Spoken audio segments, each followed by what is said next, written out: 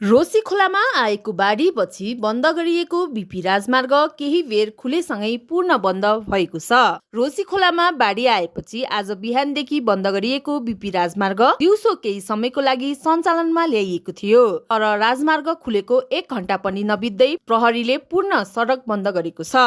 जिल्ला प्रहरी कार्यालय काभ्रेका अनुसार काभ्रे पलाञ्चोकको विभिन्न स्थानमा भीषण वर्षा भइरहेको कारण जोखिम बढेको छ। प्रहरीले दिउँसो 4 बजेर 15 मिनेटमा सूचना जारी गर्दै सवारी आगमन पूर्ण रूपमा बन्द गरिएको जनाएको छ।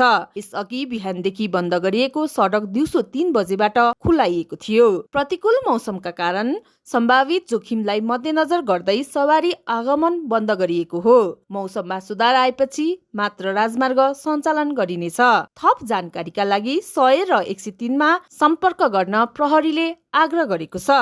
गत वर्ष र अघिल्लो वर्ष रोशी खोलामा आएको बाढीले बीपी राजमार्ग धेरै भाग बगाएको थियो। हाल उक्त क्षेत्रमा खोलाकै बीच अस्थायी सडक बनाएर यातायात सञ्चालन हुँदै आएको छ। यसकारण सामान्य बाढी आउँदा पनि सडक बारम्बार अवरुद्ध हुने समस्या देखिएको छ। सडक निर्माणको काम भइरहेको भए पनि अहिलेको गतिमा काम अघि बढ्दा यस वर्षायाममा पूर्ण सञ्चालन हुने सम्भावना न्यून देखिएको छ। यात्रुहरूलाई अत्यावश्यक बाहेक यात्रा नगर्न र वैकल्पिक मार्ग प्रयोग गर्न अनुरोध गरिएको छ।